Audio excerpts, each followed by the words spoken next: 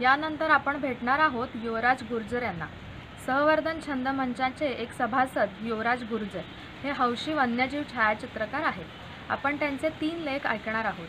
पहिल्या 2 लेखांचं अभिवाचन केलं आहे डॉक्टर राम दातार यांनी आणि तिसऱ्या लेखाचे अभिवाचक आहेत मुंबई सहवर्धनचे सभासद शैलेश बेंद्रे.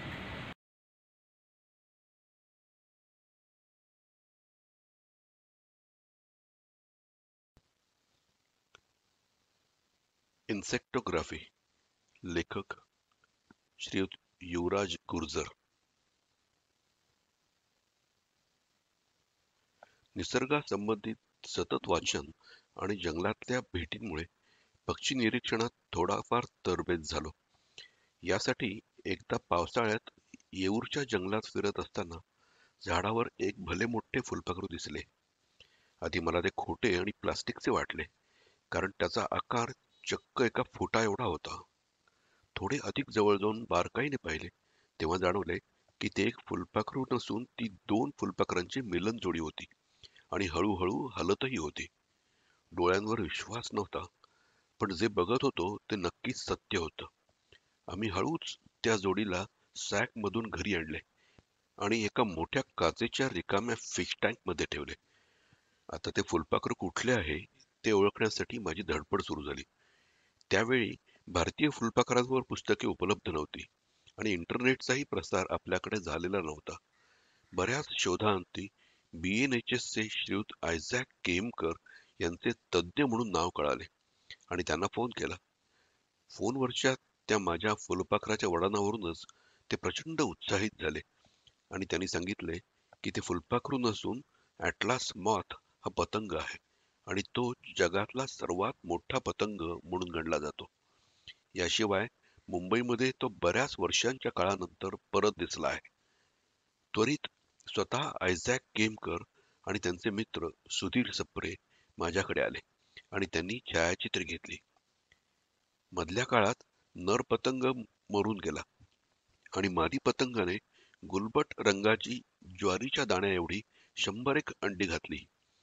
या पतंगांना तोंडाचे अवयवच नसता आणि प्रौढ अवस्थेमध्ये फक्त जोडीदार मिळवून मिलन घडल्यावर पुढचा वंश वाढवणे हे एकच काम त्यांना असते. त्यामुळे नर 7-8 दिवसात मरतात, तर मादी पुढे अंडी घालून लगेच मरते. या काळात अळी असताना त्यांनी खाल्लेले अन्न त्यांच्या शरीरात चरबीच्या स्वरूपात साठवलेले असते आणि त्यावर त्यांची गुजराण होते. या प्रकारानंतर माझा फुलपाखरांचा अभ्यास सुरू झाला. पक्षी निरीक्षणाबरोबर हा अजूनच एक वेगळा छंद होता. अगदी आपल्या घराच्या आसपास बागांमध्ये अनेक जातींची रंगीबेरंगी फुलपाखरे दिसतात, पण आपल्याला त्यांच्याबद्दल काहीही माहिती नसते. ही इवलीशी फुलपाखरे हजारो किलोमीटर स्थलांतर करतात. काही विषारी फुलपाखरे असतात आणि त्यांची नक्कल करणारी बिनविषारी फुलपाखरे सुद्धा असतात. हे सर्व काही मला नवीनच होते. अर्थात भारतीय जातींवर पुस्तके नसल्यामुळे अनेक परदेशी पुस्तकांवरूनच माहिती मिळवली आणि ज्या जाती त्यांच्याकडेही आणि आपल्याकडे सुद्धा दिसतात त्यांची थोडीफार ओळख झाली. दरवेळेला मोठ्या जंगलातच थरारक अनुभव येतात असं काही नाही. माझ्या दर रविवारच्या फेऱ्या कायम येऊर, नागला, कर्नाळा, फणसाड इथे होत असतात. या लहान लहान जंगलात दरवेळेस हमखास न चुकता काही ना काही छान दिसतच राहतं आणि अनेक अविस्मरणीय अनुभव सुद्धा मिळतात. ज्या फुलपाखरांची आम्ही तास वाट बघतो ती फुलपाखरे चक्क माझ्या कॅमेऱ्यावर हातावरच येऊन अनेकदा बसली आहेत. कित्येकदा सापांची, विंचवांची अचानक गाठ पडली आहे. या छोट्या छोट्या जंगलातील सूक्ष्म बारीक कीटकांच्याच माझ्या छायाचित्रांना आतापर्यंत देशात परदेशात जास्त प्रसिद्धी मिळाली आहे. आज जगभरात सबंध प्राणीवर्गात कीटकांची संख्या सर्वात जास्त आहे. जंगलातील मोठ्या प्राण्यांच्या आणि पक्ष्यांच्या बरोबरच तिथे दिसणारे लहान सहान कीटकही आणि वन्य फुले यांच्याकडे मात्र कायम दुर्लक्षच झाले आहे. त्यांचे विश्व सुद्धा तेवढेच विस्मयकारी आणि समृद्ध आहे. आणि याच कारणाकरता या चिमुकल्या कीटकांचे छायाचित्रण करण्याकरिता मी सुरुवात केली. त्यांचे वेगवेगळे प्रकार, त्यांच्या वेगवेगळ्या जाती या माझ्या कॅमेऱ्यामध्ये बंदिस्त करण्याचा प्रयत्न केला. प्रत्येक कीटकाच्या जातीचा छायाचित्रण न करता वेगवेगळ्या अधिवासात जाऊन त्यांचे निरीक्षण करणे आणि मग त्यांचे छायाचित्रण करणे याचं मला वेडच लागलं. सुरुवातीच्या काळात अर्थात महागडे कॅमेरे आणि कीटकांच्या छायाचित्रणाकरता लागणारी मॅक्रो लेन्सेस ही पैशाअभावी उपलब्ध नव्हती. मग त्याच्या तोडगा काढून अगदी चष्म्याचे भिंगाचे देखील वापर करून पूर्वी मी छायाचित्रे काढली आहेत. नंतर हळूहळू या क्लोजअप किंवा मॅक्रो फोटोग्राफी करता लागणाऱ्या अनेक ॲक्सेसरीज यांचा वापर करून मला त्यांच्या अधिकाधिक जवळ जाता आलं आणि त्यांचे अतिशय उत्कृष्ट, सूक्ष्म, करकरीत छायाचित्रण करता आले. यासाठी मी क्लोजअप फिल्टर, एक्सटेन्शन ट्यूब यासारख्या अनेक ॲक्सेसरीज वापरल्या. आता मात्र मी प्युअर मॅक्रो लेन्स माझ्या कीटकांच्या छायाचित्रणाकरता वापरतो. ही मॅक्रो लेन्स असल्यामुळे तुम्हाला अतिशय सूक्ष्म कीटक सुद्धा चांगल्या रीतीने छायाचित्रित करता येतात. त्याचे रंग, त्यांचे पोत हे आपल्याला टिपता येतात. या कीटकांचे छायाचित्रण करण्याकरता मात्र त्यांचा थोडा अभ्यास नक्कीच जरुरीचा आहे. हे कीटक कुठे सापडतात, वर्षाच्या कुठल्या हंगामात ते आपल्याला दिसतात, कुठल्या प्रकारचे अधिवास त्यांना लागतात, याची माहिती जर आपल्याला असेल तर जंगलामध्ये हे कीटक आपल्याला दिसणे आणि मग त्यांचे छायाचित्रण करणे हे आपल्याला सहज शक्य होऊन जाते. आपल्या भारताची जैवविविधता ही प्रचंड असल्यामुळे भारतातील वेगवेगळ्या भागातल्या जंगलात जाऊन तिथल्या स्थानिक कीटकांचं छायाचित्रण आपल्याला सहज करता येऊ शकतं. कीटकांच्या जर काही सवयी आपण जाणून घेतल्या तर त्यांच्या अधिकाधिक जवळ जाऊन त्यांच्या हालचाली, त्यांचे जीवन आपल्याला आपल्या कॅमेऱ्यामध्ये टिपता येतात आणि मग यामध्ये दोन नरांची लढत असेल किंवा दोन नरांनी मादीकरता केलेला नाच असेल, ज्याला आम्ही इंग्रजीमध्ये कोर्टशिप डिस्प्ले असे म्हणतो,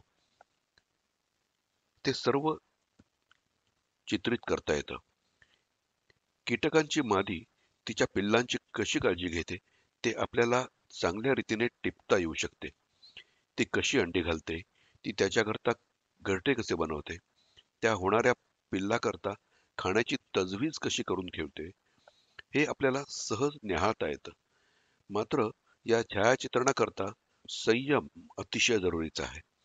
वन्य आणि निसर्ग छायाचित्रणात तुम्ही कितीही तयार असलात आणि तुमच्याकडे कितीही उच्च दर्जाचे कॅमेरा साधन असले तरीही समोरच्या कीटकाने दर्शनच दिले नाही किंवा तो तिकडून निघून गेला तर तुम्ही काहीही करू शकत नाही.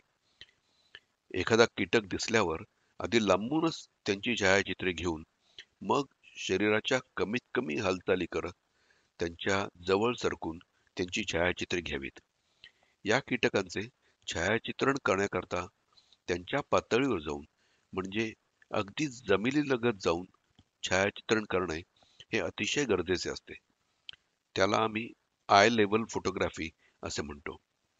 ही अशी त्यांच्या पातळीवर जाऊन छायाचित्रे घेतली तर त्याचा अँगल हा अतिशय उत्तम आणि दिसण्याकरता चांगला असतो, जेणेकरून आपल्याला तो कीटक किंवा तो लहान जीव अतिशय चांगल्या रीतीने निहाळता येतो. सध्या तर या कीटकांचे छायाचित्रण करण्याकरता तुम्हाला महागडा डिजिटल SLR आणि मायक्रो लेन्स याची देखील गरज नाही. आपल्याकडे असलेला स्मार्टफोन सुद्धा उच्च प्रतीच्या मायक्रो इमेजेस घेऊ शकतो. त्याच्याही पुढे जाऊन या मोबाईलच्या कॅमेऱ्याकरता ॲडिशनल मायक्रो ॲक्सेसरीज सुद्धा आपल्याला मिळू शकतात. या मायक्रो ॲक्सेसरीज मोबाईल कॅमेऱ्याला लावून तुम्ही कीटकांच्या किंवा फुलांच्या अतिशय जवळ जाऊ शकता आणि अगदी सहज त्यांचे छायाचित्रण करू शकता. चला तर मग या कीटकांच्या रंगीबेरंगी आणि विस्मयकारी जीवनाची सफर करूयात. अर्थातच सोबत छायाचित्रणही करूयात.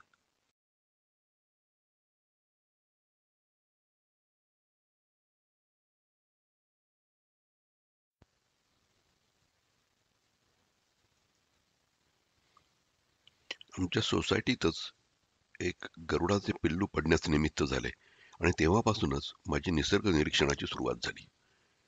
1988 साली ते कावळ्यांनी जखमी केलेले पिल्लू मला आमच्या सोसायटीतील पक्षीतज्ञांनी सलीम अलींच्या पुस्तकात दाखवले आणि तेव्हापासूनच माझ्या जंगलातल्या वाऱ्या सुरू झाल्या, त्या आजतागायत. माझी सुरुवात अर्थातच अशी पक्षी निरीक्षणाने झाली. कॉमर्स कॉलेजला असल्यामुळे तसा वेळ भरपूर मिळायचा.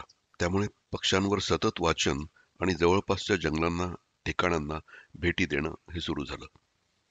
BNHS, WWF, निसर्ग मित्र अशा संस्थांचा सभासद झाल्यामुळे त्यांच्याबरोबर अनेक जंगलांमध्ये निसर्ग शिबिरात सहभागी झालो.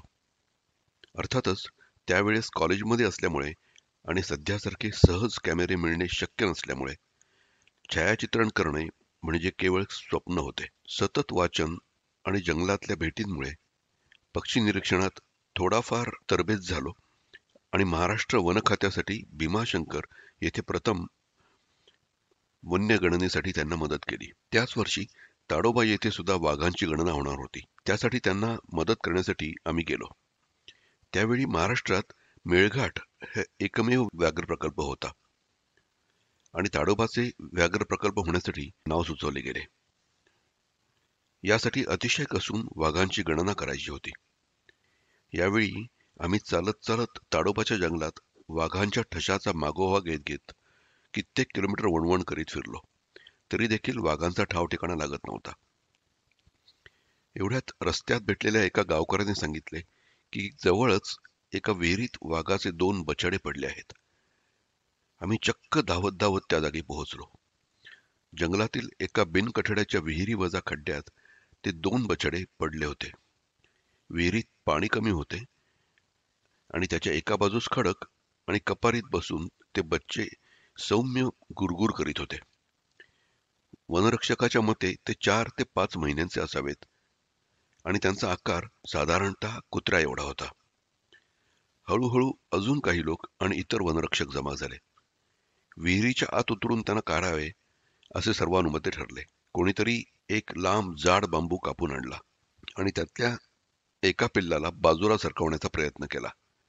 ते पिल्लू हळूच गुरगुरले.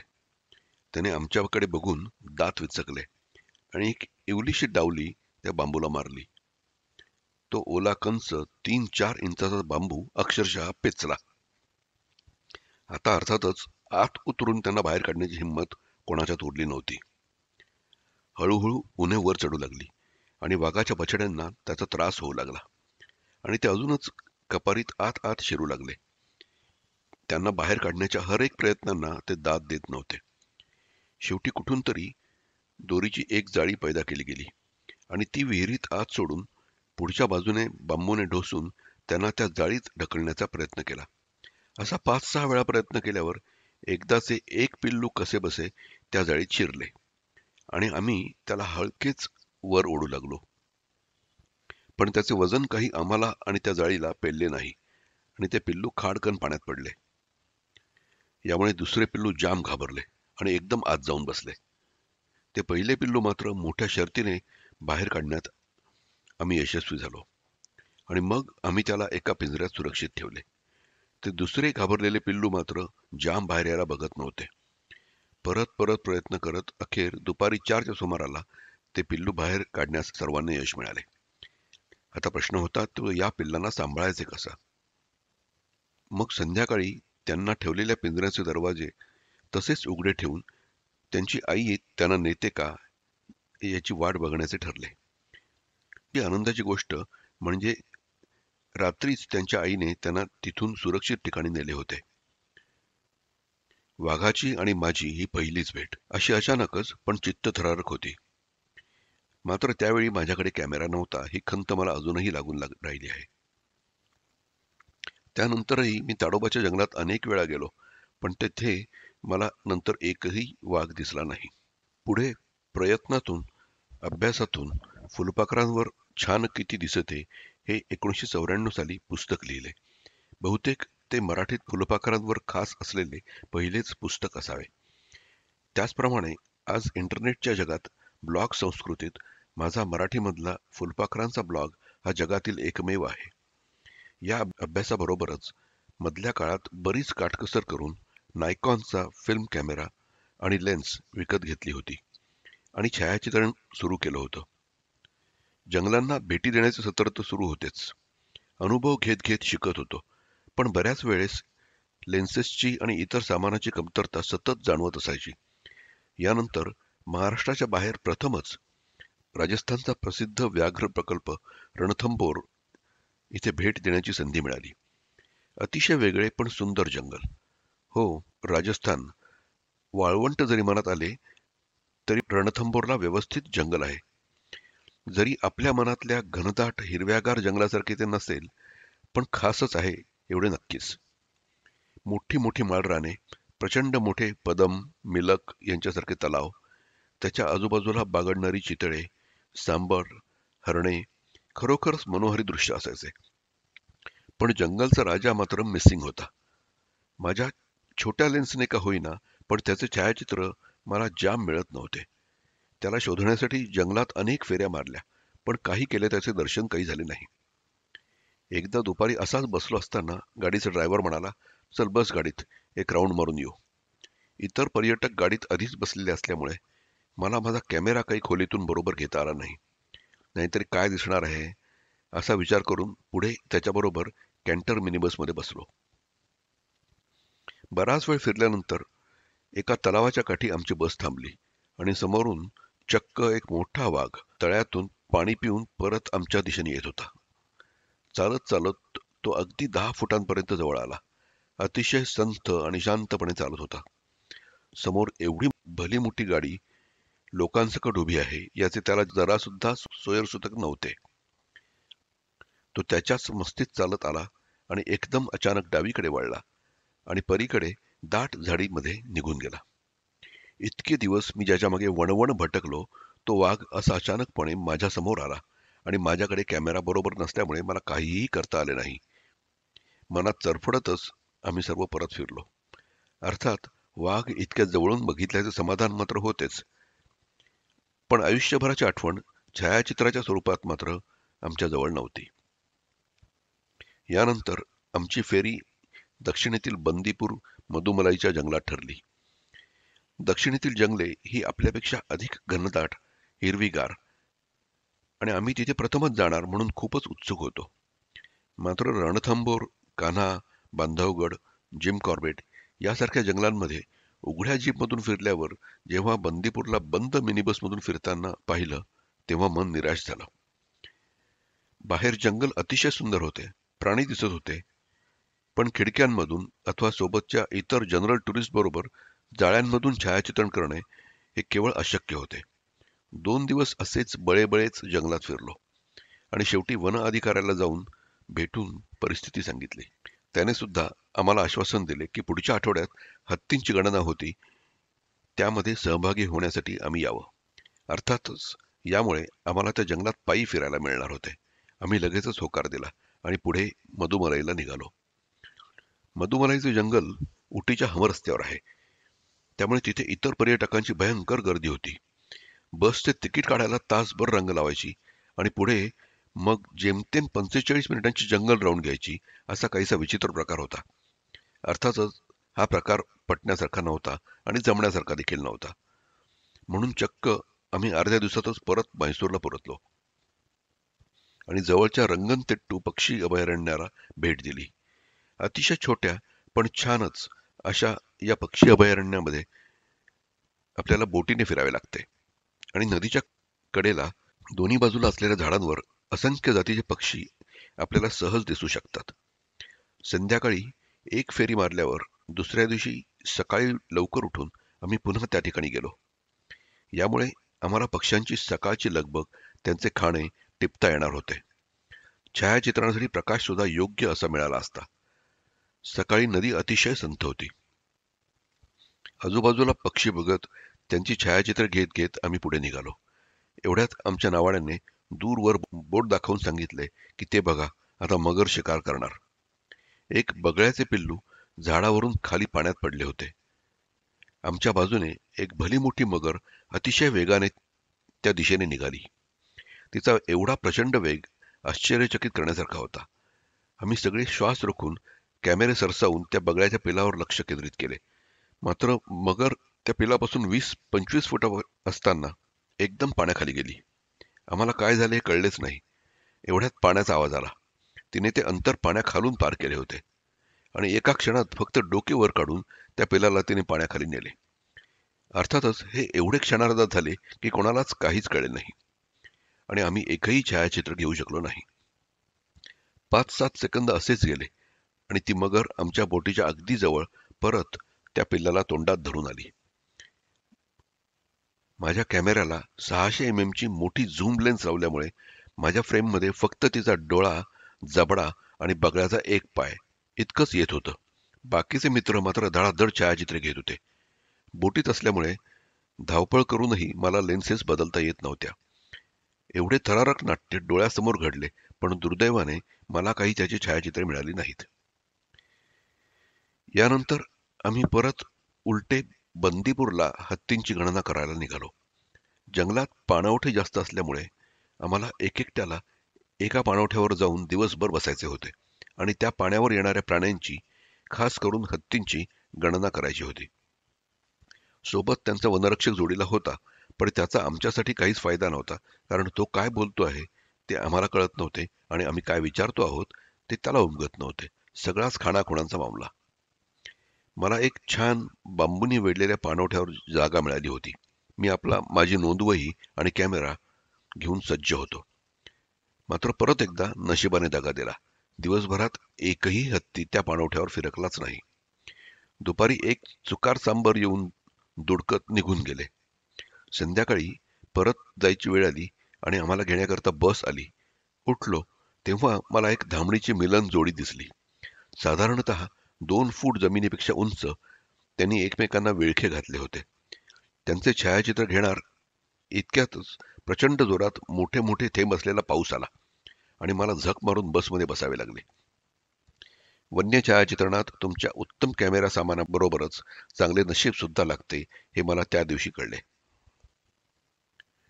संध्याकाळी कॅम्पवर परतल्यावर कळले की कोणी 15 हत्ती बघितले तर कोणी 40. हे ऐकल्यावर मात्र माझ्या मदतीस नशीब त्या दिवशी नव्हते हे नक्की झाले. दिवसभरात मी केलेली फुलपाखरांची यादी जेव्हा मी वनसंरक्षकांना दिली तेव्हा मात्र ते जाम खुश झाले, कारण तोपर्यंत त्यांच्याकडे फुलपाखरांची काहीच माहिती आणि नोंद नव्हती. कान्हा हे मध्य प्रदेशातील जंगल वाघांसाठी प्रसिद्ध आहे. उत्तम व्यवस्थापनेसाठी आणि प्राण्यांच्या उत्तम संख्येसाठी सुद्धा हे जंगल जगभरातील छायाचित्रकारांमध्ये प्रसिद्ध आहे. याच एका कारणासाठी मी आजवर या जंगलाला अनेक भेटी दिल्या आहेत. पहिल्याच भेटीत आम्हाला इथे वीरू नावाचा निष्णात ड्रायव्हर मिळाला आणि त्याचे आमचे बरोबर सूत जुळले. तो बहुतेक प्रवाशांची मने वाचण्यात हुशार असावा. त्याने पहिल्याच राऊंडमध्ये ओळखले की आम्ही फक्त वाघ वाघ करीत गाडी पळवायला सांगणाऱ्यातले काही नाही. आम्हाला काय आणि कसे हवे आहे हे त्याला उमगले होते. मोठ्या मोठ्या वन्य प्राण्यांबरोबरच अगदी छोट्या सुतार पक्ष्यांमध्येही आम्हाला रस आहे हे त्याच्या चटकन ध्यानात आले. म्हणूनच एखादा पक्षी किंवा प्राणी दिसला की त्याची गाडी अतिशय अलगद थांबत होती. त्या प्राण्यांच्या किंवा पक्ष्याच्या अगदी जवळपास अशा काही कोणात तो गाडी उभी करत असे की आम्हाला छायाचित्रण अगदी सहज करता येत होते. यानंतर आमचा टायगर शो मध्ये नंबर लागला. वीरूने गाडी चालवता चालवता वाटेत त्याबद्दल माहिती सांगितली. भल्या पहाटे 3-4 माहूत आपल्या हत्तींवरून वाघाचा माग काढतात आणि नंतर वायरलेसवरून इन्फॉर्मेशन सेंटरवर वाघ दिसल्याची बातमी आणि ठिकाण कळवतात. या सेंटरवर प्रत्येक गाडीला क्रमांक मिळतो आणि त्या क्रमांकानुसार ती गाडी तिथपर्यंत घेऊन जातात. वाघ रस्त्यापासून बराच आत असेल तर पुढे हत्तीवर बसवून पर्यटकांना तो वाघ दाखवतात. आता तो वाघ पाहण्याची उत्कंठा पराकोटीला पोहोचली होती. आम्ही कॅमेऱ्याला टेलिफोटो लेन्सेस लावून सज्ज झालो. वाघ आत दाट जंगलात असल्यामुळे हत्तीवरून डुलत डुलत आत गेलो. काटेरी झाडांपासून बांबूंपासून आम्हाला वाचवत वाचवत आम्ही वाघ कुठे दिसतो का ते शोधत होतो. एवढ्यात हत्ती थांबला. आम्ही दूरवर नजर लावली, कॅमेरे सरसावले, पण वाघ काही दिसेना.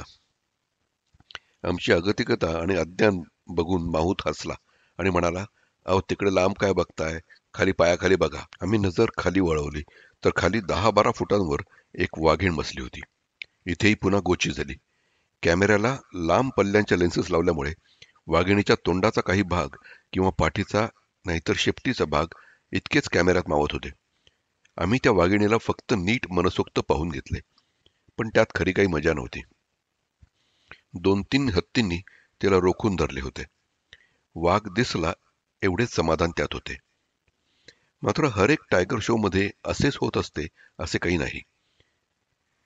यानंतरच्या वर्षी अशाच एका टायगर शो मध्ये वाघ बघितला. हा वाघ म्हणजे 14 महिन्यांचा बच्चा होता. बच्चा जरी म्हटले तरी त्याची वाढ पूर्ण झाली होती आणि प्रौढ वाघांपेक्षा काही वेगळा तो दिसत नव्हता. एका भल्या मोठ्या दगडी शिळेवर तो विराजमान झाला होता. माझा हत्ती हा वयाने छोटा असल्यामुळे तो उंचीने बराच लहान होता. त्यामुळे तो वाघ चक्क माझ्या आय लेवलला होता आणि समोरून अगदी मनसोक्त त्याची छायाचित्रे घेता येत होती.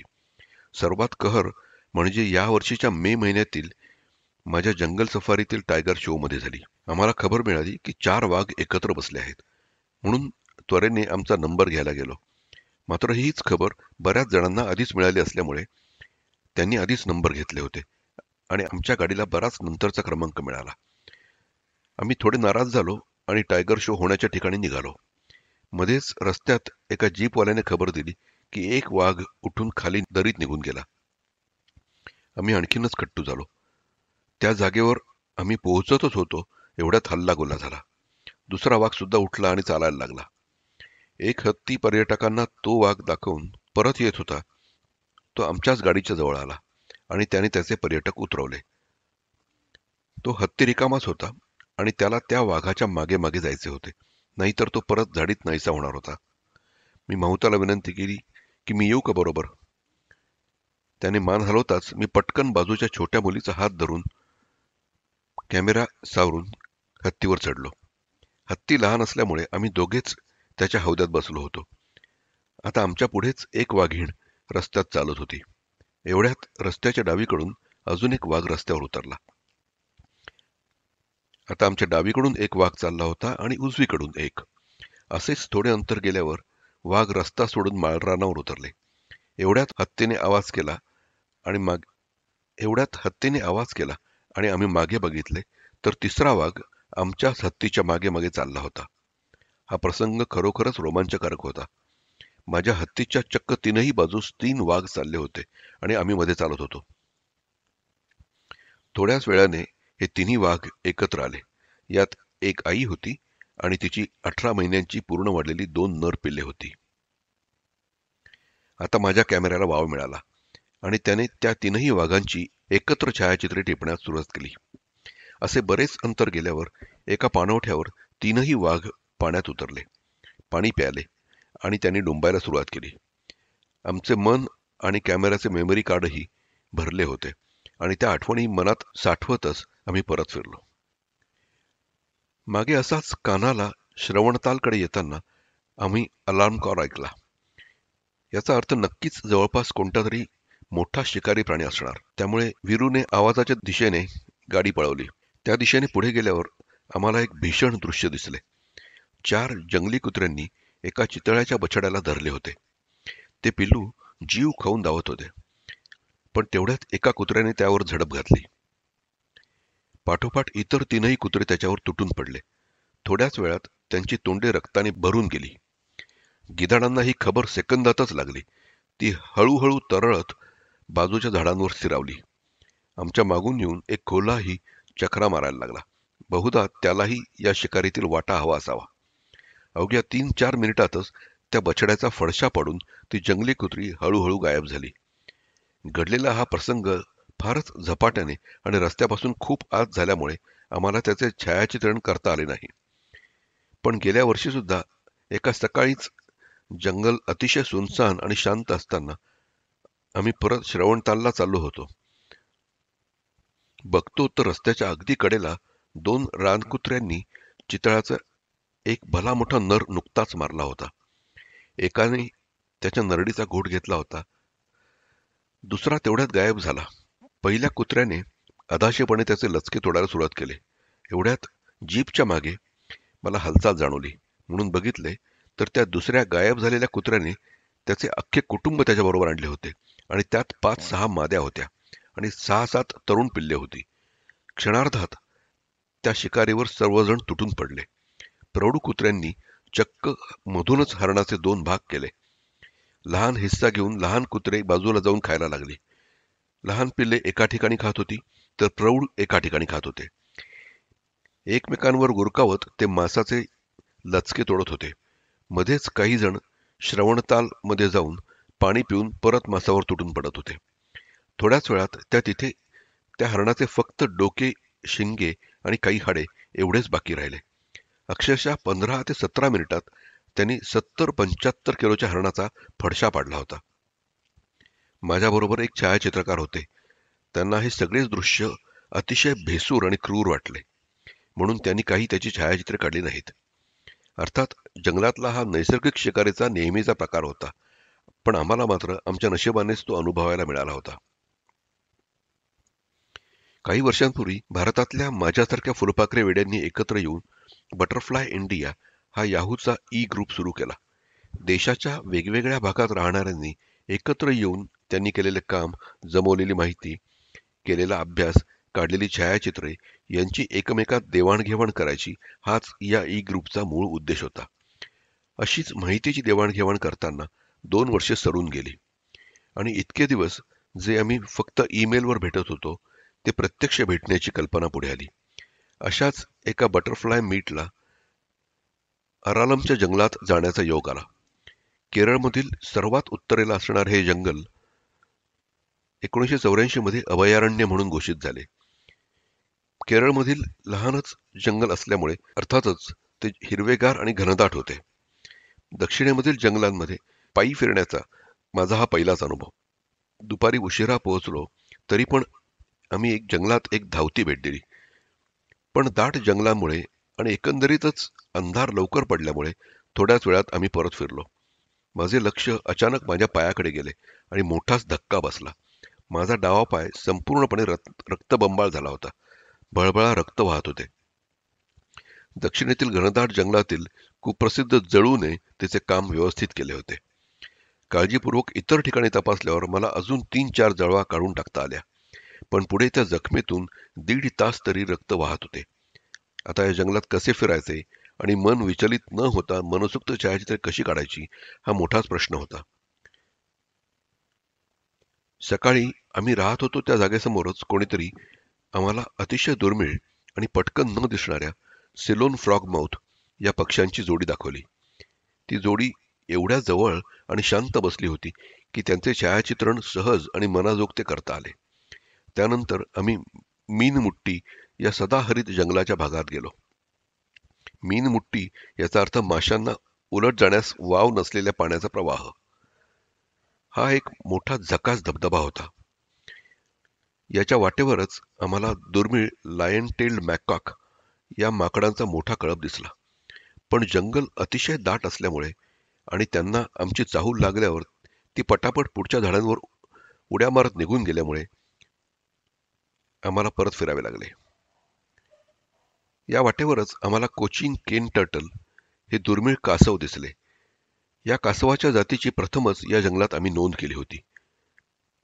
बटरफ्लाय मीट संपता संपता कोणीतरी शेजारच्या गावातून एक पकडलेला अजगर जंगलात सोडण्यासाठी आणला होता.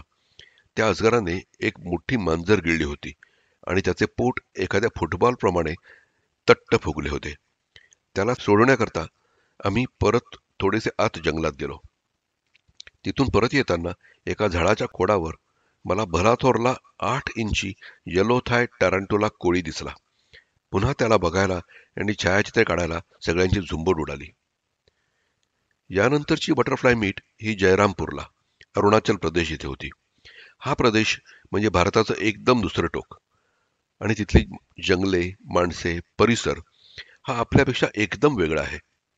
आपल्या भारतात फुलपाखरांच्या एकंदर 1500 जाती सापडतात आणि त्यापैकी मुंबईमध्येच फक्त 150 जाती सापडतात. पण या छोट्याशा भौगोलिक प्रदेशामध्ये जवळपास 1000च्या आसपास फुलपाखरे सापडतात. तुम्हाला आश्चर्य वाटेल, पण आम्हाला बटरफ्लाय मीटचे 5 दिवस आणि मग पुढे नामदाफा, काझीरंगाला 3-4 दिवस गेलो.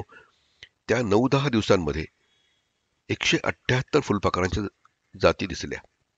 त्यातील 125 जाती या आमच्याकरता एकदम नवीन होत्या आणि आम्ही त्या प्रथमच पाहत होतो. त्यामुळे अशा वैविध्यपूर्ण परिसरामध्ये तेथील फुलपाखरांचे दर्शन आणि छायाचित्रण ही खरोखरच आनंदाची बाब होती. जिथे नजर टाकू तिथे नवीन नवीन जातीची फुलपाखरे दिसत होती. या बटरफ्लाय मीटचे 5 दिवस संपवून आम्ही पुढे स्वतंत्र नामदाफाच्या जंगलात जायला निघालो. रात्री म्याओ इथे मुक्काम करून सकाळी नामदाफाच्या जंगलात जायला जीपने निघालो. पण रस्त्यात नदीला पाणी फार होते. त्यात आमची जीप अडकली. कसेबसे बाहेर पडून आम्ही थोड्याच अंतरावर पुढे गेलो तर चिखलात आमची गाडी फसली. इथेच दुपार झाल्यामुळे पुढे जाऊन त्याच दिवशी परत येणे आम्हाला शक्य नव्हते. एवढ्या लांबवर आलो आहोत, समोर नामदफाचे घनदाट अरण्य दिसते आहे, पण आत जाता येत नाही याचे प्रचंड वाईट वाटले. पण निसर्गाच्या इच्छेपुढे जाऊ शकत नव्हतो. मन खट्टू होऊन आम्ही परत निघालो. इतक्यात मला नदीच्या काठावर फुलपाखरांचा एक मोठा थवा चिखलपान करताना दिसला. जवळपास 100हून अधिक फुलपाखरे एकत्र चिखलपान करीत होती. त्यात अतिशय सुंदर दिसणाऱ्या 10-12 जाती होत्या. ज्या जातीचे एक एक फुलपाखरू दिसण्याकरता आम्ही दिवसेंदिवस आटापिटा करीत होतो, ती सगळी एकत्र आणि ती सुद्धा इतक्या मोठ्या संख्येने दिसली. आमची सगळी मरगळ निघून गेली आणि आम्ही आमचे कॅमेरे घेऊन कामाला लागलो. त्या ठिकाणी 3-4 तास कसे गेले ते कळलेच नाही. यानंतरचा आमचा मुक्काम काझीरंगाच्या अभयारण्यात होता. ते जंगल जरी पावसामुळे पर्यटकांसाठी बंद होते, तरी आम्ही खास फुलपाखरांच्या अभ्यासाकरता मुंबईहून आलो आहोत म्हणून आम्हाला स्पेशल परमिशन दिली गेली होती. अट अर्थातच एकच, त्यांना त्यांच्या जंगलातील फुलपाखरांची यादी देण्याची अट आम्हाला घालण्यात आली. भारतीय एकशिंगी गेंडा दिसण्याचे हे एकमेव जंगल आहे. इथले जंगल एकदम वेगळे आहे. रस्त्याच्या दोन्ही बाजूला विस्तीर्ण आणि उंच गवत असलेले कुरण आहे आणि त्यातच आम्हाला 12 शिंग हरणे दिसत होती. एका वॉच टॉवरवरून आम्हाला दूरवर हत्ती आणि गेंडे देखील दिसले, पण ते फार दूरवर अंतरावर असल्यामुळे आम्हाला त्यांची छायाचित्रे मिळाली नाहीत.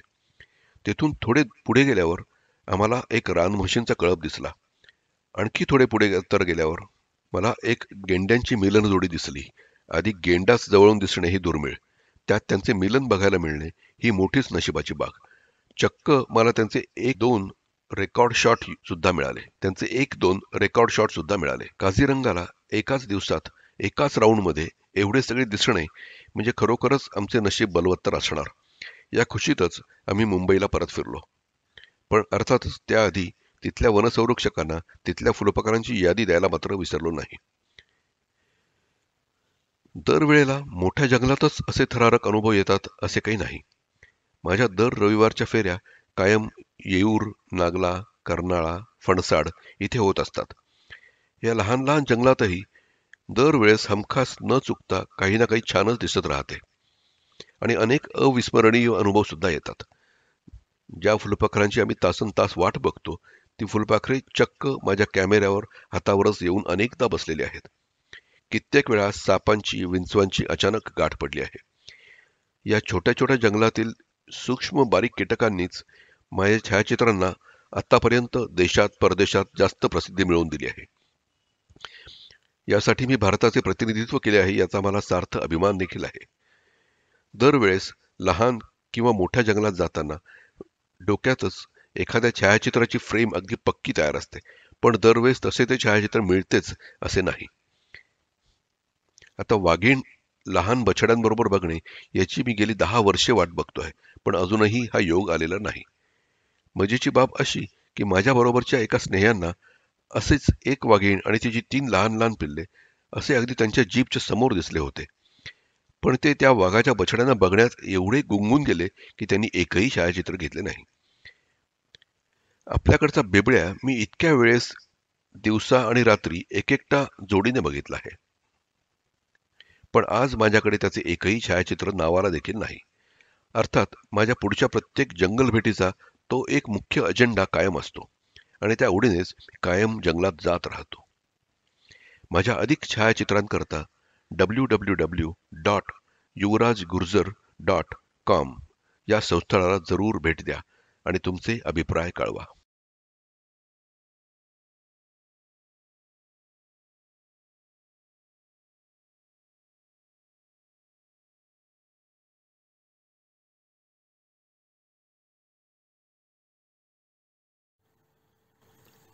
जालाना लेपर्ड सफारी. आपल्या मुंबईमध्ये जसे संजय गांधी राष्ट्रीय उद्यान किंवा ज्याला आपण बोरिवली राष्ट्रीय उद्यान म्हणतो ते गजबजलेल्या शहरांमध्ये आहे. या राष्ट्रीय उद्यानात बिबट्या, चितळ, सांबर, रानडुक्कर आणि अनेक पक्ष्यांचा वावर आहे. भरगच्च अशा वस्तीमध्ये जिथे प्रचंड प्रमाणात मनुष्याचा वावर आहे, गाड्यांचा कर्णकर्कश आवाज आहे, प्रदूषण आहे, तरीही या गोंगाटात माणसांच्या गर्दीत हे जंगल आपले स्थान राखून आहे. आश्चर्याची गोष्ट म्हणजे पश्चिम भारतातील राजस्थान राज्याची राजधानी जयपूर येथे अगदी असेच स्थान आहे. 31 लाख लोकसंख्या असलेल्या दाटीवाटीने गजबजलेल्या जयपूर शहरात 20 किलोमीटर एरियामध्ये मात्र जालना या जंगलामध्ये बिबट्यांचा वावर कित्येक वर्ष शांतपणे आणि सुरळीतपणे सुरू आहे.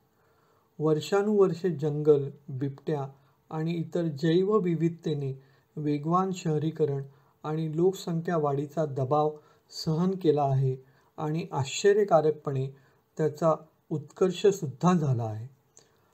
अशा लोकसंख्या असलेल्या शहरात यासारखे जंगल असणे खरोखरच एक आश्चर्यकारक आणि एक उत्तम संवर्धन कथा आहे.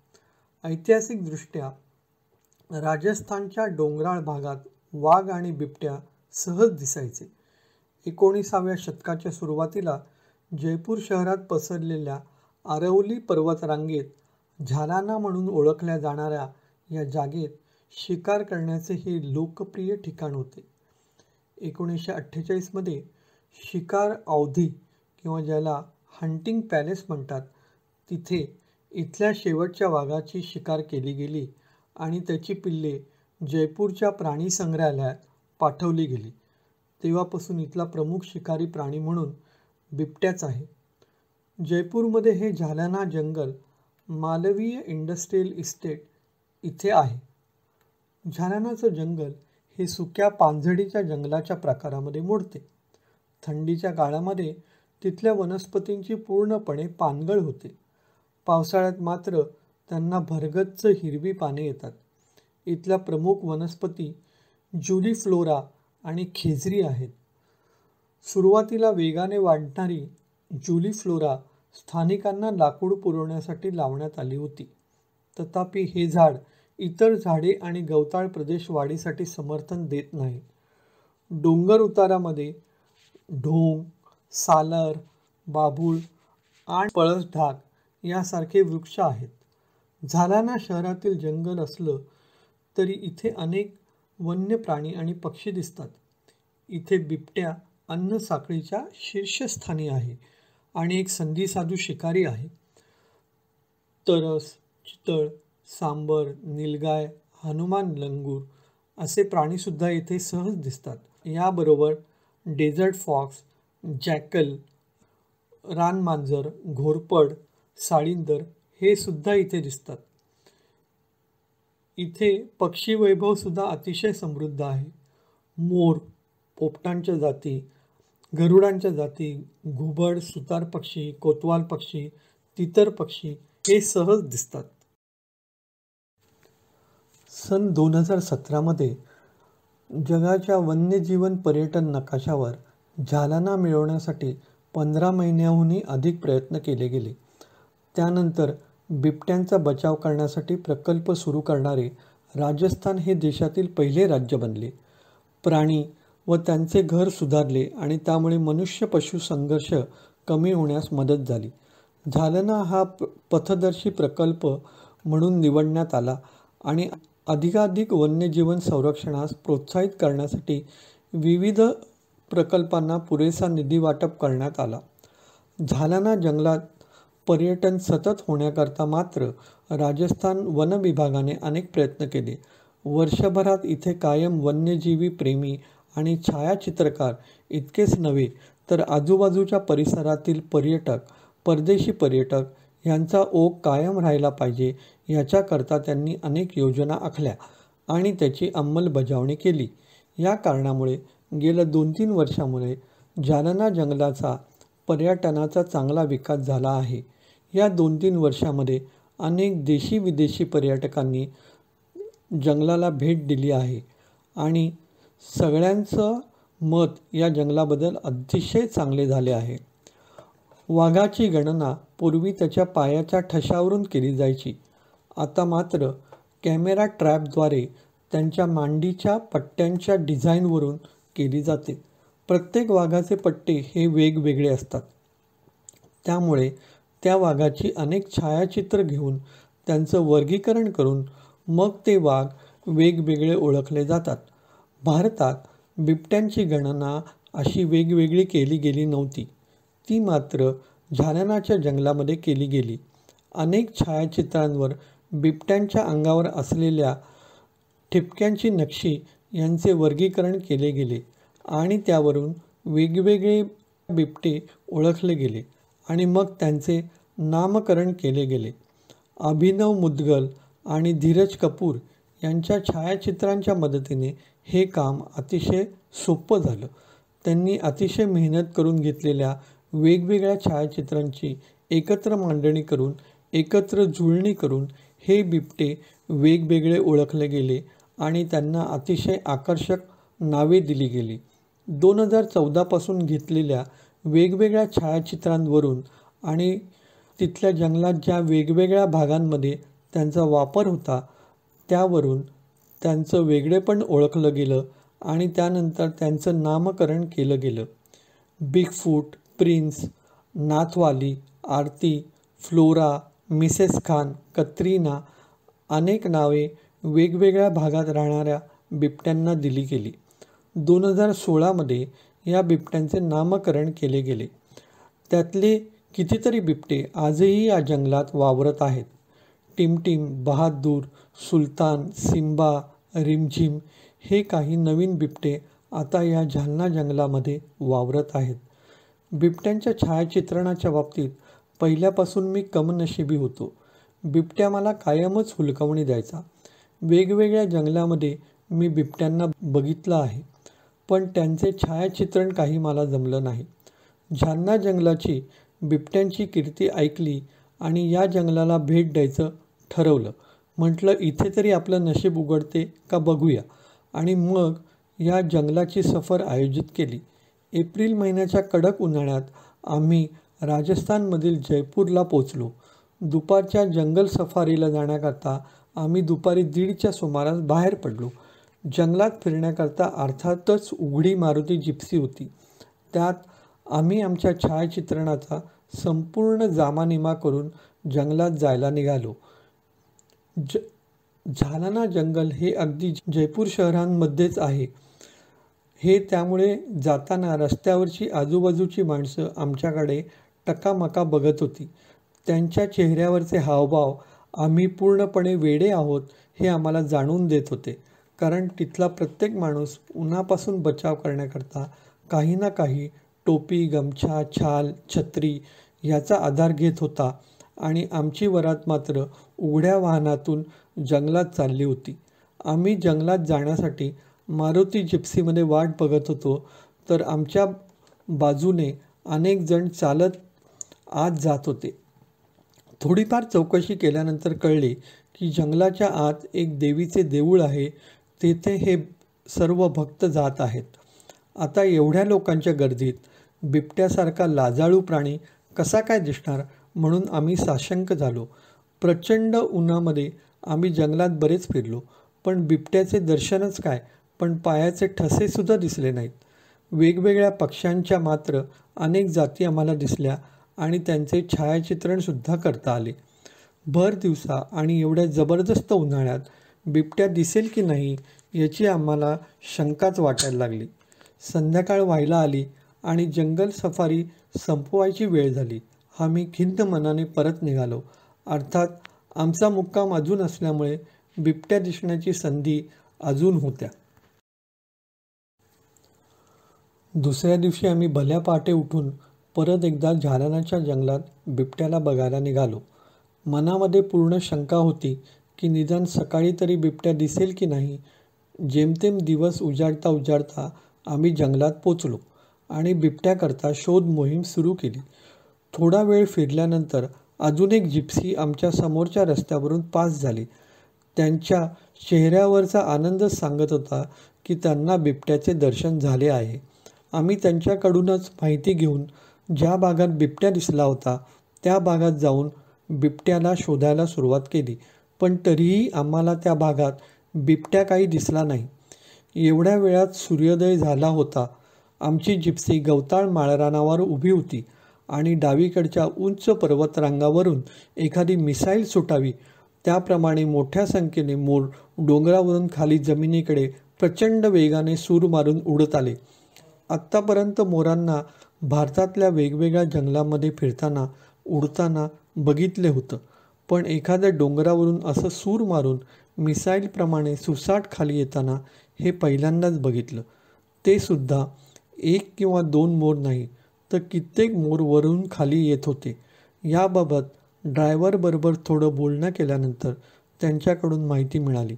या जंगलामध्ये बिबट्याकरता इतर भक्ष्य म्हणजे रानडुक्कर, चितळ, सांबर असे मोठे प्राणी कमी असल्यामुळे बिबट्या प्रामुख्याने मोर आणि अगदी छोट्या खारीवर सुद्धा खाण्याकरता अवलंबून असतो आणि याच कारणाकरता बिबट्यापासून बचाव व्हावा म्हणून पर्वतावरील उंच झाडांच्या टोकावर हे मोर रात्री झोपताना विश्रांती घेतात आणि स्वतःच्या बिबट्यापासून बचावाचा प्रयत्न करतात. अशा प्रकारे आमची सकाळची जंगल सफारी बिबट्याच्या दर्शनाशिवायच झाली. संध्याकाळी आम्ही परत जोमाने आणि उत्साहाने बिबट्याला शोधण्याकरता बाहेर पडलो. जंगलातील अनेक भागातून त्याची कुठे चाहूल लागते का याचा ठाव ठिकाणा घेऊ लागलो. अर्थातच बिबट्या दिसला नव्हता तरी आम्ही वाटेवर दिसणारे नीलगाय, लंगूर, शिकरा, घुबड, सुतार, तितर पक्षी यांचे निरीक्षण करत करत त्यांचे छायाचित्रण करीत बिबट्याला शोधत होतो.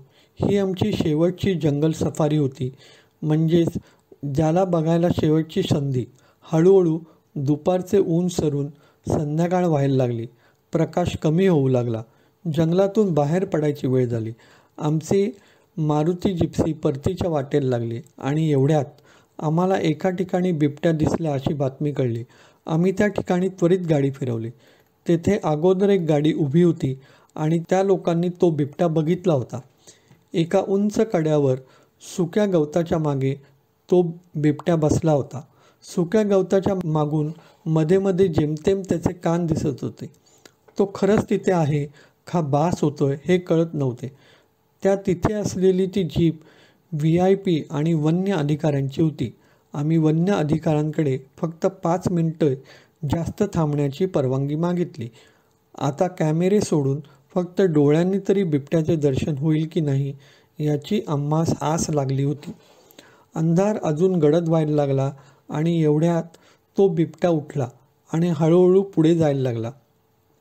तेवढ्यात त्या बिबट्याच्या मागून एका पिल्लाने उडी मारली आणि आपल्या आईच्या मागे तो जायला लागला. सतत उंच कड्यावर राहणारी ही बिबट्या म्हणजे मिसेस खान होती आणि तिचे एकमेव वाचलेले ते पिल्लू होते. बिबट्याचे छायाचित्रण झाले नाही, मात्र त्याचं दर्शन नक्कीच झालं होतं, ते सुद्धा त्याच्या पिल्लाबरोबर.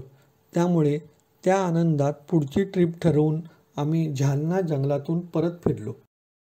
झालनाची एक सफर झाल्यामुळे आता मला दुसऱ्या सफारीचे वेध लागले होते आणि आता झालनाचे जंगल, तिथले नियम, तिथले मार्ग, तिथले मारुती जिप्सी ड्रायव्हर आणि बिबट्यांची सुद्धा दिसला नसला तरी ओळख होती. ते कुठल्या वातावरणात कुठल्या भागात राहतात याची जाणीव होते. त्याच्यामुळे होणारी झालनाची सफर ही जास्त फलदायी होईल अशी आशा वाटत होती. यावेळेला झालनाला माझा जो गाडीचा ड्रायव्हर होता तो जास्त निष्णात आणि चलाख होता. त्याला बिबट्याची तर ओळख होती, पण माझ्यासारखा छायाचित्रकाराला कशाची गरज आहे याची जाण त्याला होती. यामुळेच जालन्यातील पहिल्या जंगल सफारीपासूनच मला काय अपेक्षित आहे, प्राणी दिसल्यानंतर कुठला अँगल मला हवा आहे, छायाचित्रणासाठी प्रकाशाची दिशा कुठल्या बाजूची आहे याची जाणीव त्याला होती आणि त्याचा मला छायाचित्रण करण्याकरता जास्तीत जास्त उपयोग होत होता. त्यामुळे प्रत्येक गोष्ट अनुकूल होती. आम्हाला जंगलातील इतर प्राण्यांबरोबर बिबट्याचा मागोवासुद्धा मिळत होता, पण प्रत्यक्ष बिबट्या मात्र काही अजून दिसला नव्हता. पहिल्या सफारीमध्ये बिबट्याच्या आधीच आम्हाला रस्त्यावरती स्ट्राइप्ड हायना अथवा तरत दिसले. आमच्या जीपच्या अगदी पुढे पुढे चालत असल्यामुळे आम्हाला त्याची मनसोक्त छायाचित्र घेता आली. यानंतर संध्याकाळी जंगलातून बाहेर पडताना बिबट्याचे अगदी चुकार दर्शन झाले. छायाचित्रणाकरता आवश्यक असलेला प्रकाश अजिबात नव्हता. त्याचप्रमाणे बिबट्या पण झाडाच्या मागे होता, त्यामुळे मनासारखे काही छायाचित्रण झाले नाही. मात्र बिबट्याने दर्शन मात्र नक्कीच दिले होते.